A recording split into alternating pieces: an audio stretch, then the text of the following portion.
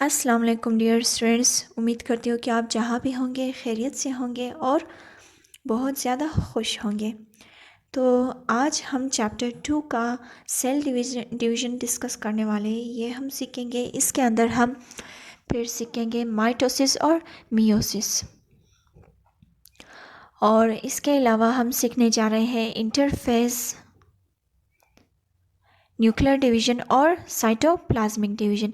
ये जो है 3 फेजेस है सेल डिवीज़न का, यानी जब सेल डिवाइड हो रहा होता है तो वो 3 फेजेस से गुजर कर तभी जाकर डिवाइड हो जाते हैं, यानी सेल डिवीज़न हो जाती है। और इसके अलावा हमारे पास 2 मेथड ऑफ सेल डिवीज़न है जिसको हमने नाम दिया है माइटोसिस और मियोसिस।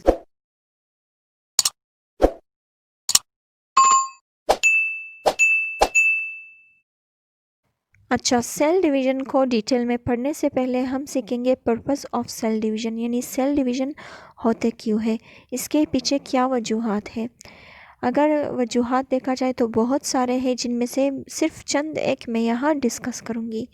सबसे पहले जो है ग्रोथ होती रहती है इंसान की, यानी इंसानी जिस्म बढ़ते रहते हैं, हमारे जिस्म के हर ऑर्गन में तब्दीली आ रही होती है दिन ब दिन। मिसाल के तौर पर नेल जो है बढ़ते रहते हैं, हमारे हाइट बढ़ते रहते हैं, साथ ही साथ हेयर बढ़ते रहते हैं। तो अगर कोई ऑर्गन तब्दील हो रहा है, उनकी साइज़ में, शेप में तब्दीली आ रही है, तो इसका मतलब वहाँ सेल डिवीज़न हो रही है। इसके अलावा फिर इंजरी जब हमें हो जाती है, कहीं से भी हमें ज़ख़म लगते हैं और वो ज़ख़म बाद में ठीक हो जाते हैं, तो वो भी सेल डिवीज़न की वजह से। यानी इसके अंदर जो है एक सेल जब डैमेज हो जाता है, फिर उसी सेल से दोबारा नए सेल्स बनते हैं, जिससे फिर ज़ख़म आहिस्ता आहिस्ता जाकर ठीक हो जाते हैं। लास्ट में आते हैं रिप्रोडक्शन ऑफ स्पीशीज़, यानी जितने भी नस्लें हैं उनकी आगे का नस्ल कहाँ से बनते हैं, सेल डिवीज़न से। जब तक सेल डिवीज़न ना हो तब तक नस्लें आगे नहीं बढ़ेंगे।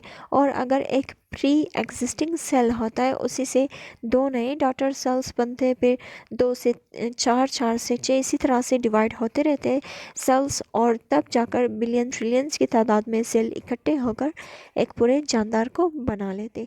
तो ये था पर्पस ऑफ सेल डिवीज़न। चलते हैं, इसे सीखते हैं। सेल डिवीज़न क्या है? अच्छा, साइंसदानों का ये कहना है कि जितने भी पुराने सेल्स होते हैं उन्हीं सेल्स से नए सेल्स बन रहे होते, यानी कहीं भी ऐसा नहीं होता कि खुद से कोई नया सेल बन जाए।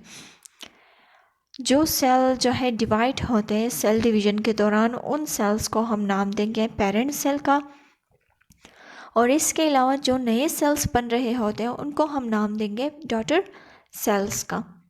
सेल डिवीज़न के नतीजे में जो नए सेल्स बनते हैं वो डॉटर सेल्स कहलाएगी। और ख़ुद सेल डिवीज़न क्या है? It is a process in which a parent cell divides into 2 daughter cells is called cell division. यानी ये एक ऐसा तरीक़ाकार है जिसके दौरान पेरेंट सेल डिवाइड होते हैं 2 डॉटर सेल्स में, और इसी प्रोसेस को हम नाम देंगे सेल डिवीज़न का।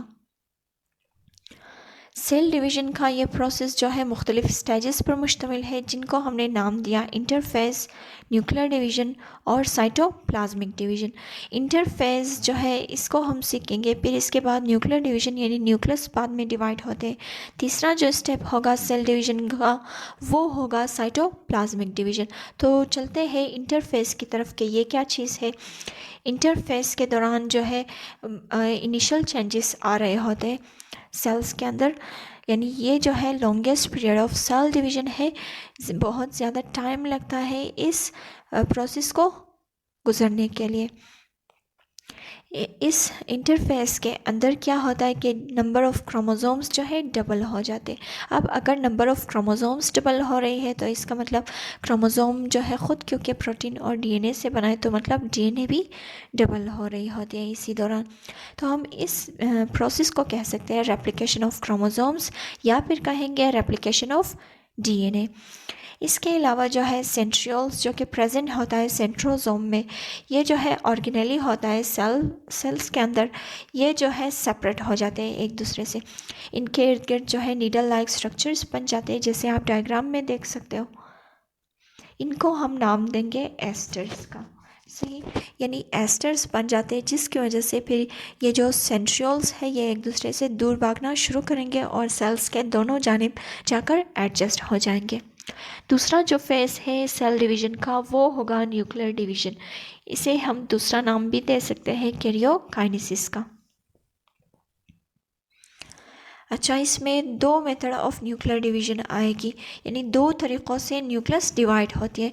पहले तरीक़े को हम नाम देंगे माइटोसिस का, दूसरे को हम नाम देंगे मियोसिस का। तो आते हैं माइटोसिस क्या है।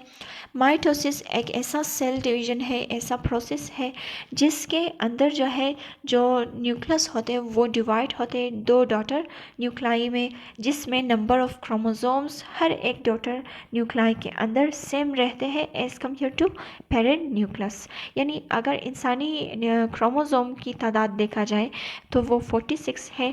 अगर एक इंसानी खुलिया डिवाइड हो जाता है दो हिस्सों में तो मतलब डॉटर न्यूक्लाई में भी कितने होंगे chromosome, 46 and 46 in each daughter nuclei। Mitosis आते हैं, इसके अंदर क्या चीज़ें होती हैं, कौन से स्टेप्स अपनाए जाते हैं। जैसे आप यहाँ इस डायग्राम में देख सकते हो न्यूक्लियस को दिखाया गया है जिसके अंदर क्रोमोसोम्स मौजूद हैं, दो कलर में दिखाई गई है क्रोमोसोम को। क्रोमोसोम की तादाद इंटरफेज में सबसे पहले क्या होती थी, डबल, जिसको हमने नाम दिया था रेप्लिकेशन ऑफ क्रोमोसोम। तो यहाँ रेप्लिकेशन ऑफ क्रोमोसोम होती है, पहला स्टेप इंटरफेज। इसके बाद फिर न्यूक्लियस डिवाइड होना शुरू हो जाता है जिसको हमने नाम दिया न्यूक्लियर डिवीज़न का। न्यूक्लियर डिवीज़न में होता कुछ यूँ है कि यहाँ जो है सेंट्रोसोम के इर्द गिर्द दागे बनना शुरू हो जाते हैं जिसको हम नाम देंगे स्पिंडल फाइबर्स का। यानी स्पिंडल फाइबर्स आकर चिपक जाएंगे क्रोमोसोम्स के साथ और दो क्रोमोसोम्स को ऑपोजिट डायरेक्शंस में खींचना शुरू करेंगे। एक सेंट्रोसोम एक साइड में मौजूद है, दूसरा दूसरी जानिब। तो ऑपोजिट डायरेक्शन में ये जब खींचे जाएंगे दरमियान से जो न्यूक्लियस का जो वॉल होगा वो पिचकना शुरू हो जाएंगे और इस तरह जो है क्रोमोसोम जो है दो हिस्सों में तकसीम हो गई। आधा क्रोमोसोम उस तरफ जाएगा, एक न्यूक्लाई बनाएगा, दूसरा जो है इस तरफ। अब अगर हम देखें इन दोनों न्यूक्लाई के अंदर जो है number of chromosomes as compare to parent nuclei same होंगे। यहाँ 46, इसमें भी 46 और पेरेंट न्यूक्लाई में भी 46। आगे का जो दूसरा मेथड है सेल डिवीज़न का वो है मियोसिस। मियोसिस एक ऐसा सेल डिवीज़न है जिसके दौरान जो न्यूक्लियस है न्यूक्लियोप्लाज्म के साथ इकट्ठे दो बार डिवाइड हो जाते हैं और रिज़ल्ट में 4 डॉटर सेल्स बनते हैं जिसके अंदर नंबर ऑफ क्रोमोसोम्स हाफ होंगे as compare to parent cell. और जो मियोसिस है इसमें दो टाइप्स ऑफ डिवीज़न होते हैं। पहली बार जब न्यूक्लियस डिवाइड होती है तो इसको हम नाम देंगे मायोटिक 1 डिवीज़न। दूसरी बार जब डिवीज़न होती है न्यूक्लियस, इसे हम नाम देंगे मायोटिक 2 डिवीज़न। मायोटिक 1 डिवीज़न को हम रिडक्शन डिवीज़न भी कह सकते हैं। आते हैं डायग्राम की तरफ जिसमें दोनों टाइप्स ऑफ डिवीज़न को दिखाया गया है, मियोसिस 1 एंड मियोसिस 2।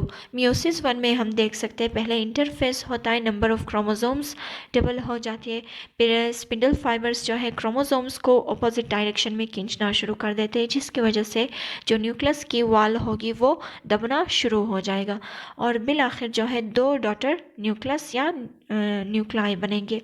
इसके बाद अब ये जो दो न्यूक्लाई बने हैं डॉटर न्यूक्लाई, ये मज़ीद दो हिस्सों में डिवाइड होना शुरू हो जाएंगे। मज़ीद इनके दोनों जानिब जो है स्पिंडल फाइबर्स खींचना शुरू करेंगे। तो ये जब दो अपोजिट डायरेक्शन में खींचे जाते हैं इस दौरान जो है मज़ीद क्रोमोसोम्स डिवाइड हो जाते हैं दो हिस्सों में, जिसमें होता कुछ यूँ है कि हाफ क्रोमोसोम एक जानिब जाएगा, दूसरा हाफ दूसरी जानिब। इसके अंदर जो हमारा डॉटर न्यूक्लाई था इसमें भी वही होगा, हाफ क्रोमोसोम एक जानिब, दूसरा हाफ दूसरी जानिब। तो इस तरह से बिल आखिर 4 नए डॉटर न्यूक्लाई बनते हैं जिसके अंदर number of chromosomes half half होंगे। पेरेंट सेल में जो इंसानी सेल है इसके अंदर अगर 46 है तो जो डॉटर न्यूक्लाई होते हैं मियोसिस के नतीजे में जो बन जाते हैं इसके अंदर कितने होंगे, 23, 23, 23 एंड 23 इन ईच न्यूक्लाई। अच्छा, लास्ट में आते हैं साइटोप्लाज्मिक डिवीजन। साइटोप्लाज्मिक डिवीजन को हम साइटोकाइनेसिस भी कहते हैं। इसके अंदर जो है साइटोप्लाज्म डिवाइड होते। अच्छा, इसके अंदर कैसे डिवाइड होते? असल में जब न्यूक्लियस डिवाइड हो रहा होता है, यानी जो पेरेंट सेल का न्यूक्लियस होता है, जब दो डॉटर न्यूक्लाई बन रहे होते हैं, उसी दौरान जो है जो साइटोप्लाज्म है, यानी ये पूरा जो सेल है, इनकी दीवारें भी अंदर दबना शुरू हो जाते हैं जब न्यूक्लियस डिवाइड हो रहे होते। तो एज अ रिज़ल्ट क्या होता है, दो नए डॉटर सेल्स बनते हैं। और इसी प्रोसेस को, जिसमें साइटोप्लाज्म डिवाइड होते हैं, इसे हम कहते हैं साइटोप्लाज्मिक डिवीजन। अगला टॉपिक हमारा होगा हेरिडिटी के बारे में। उसके बाद फिर हम आगे के वीडियोस बनाएंगे। तब तक के लिए अपना ख्याल रखिएगा। अल्लाह हाफिज़।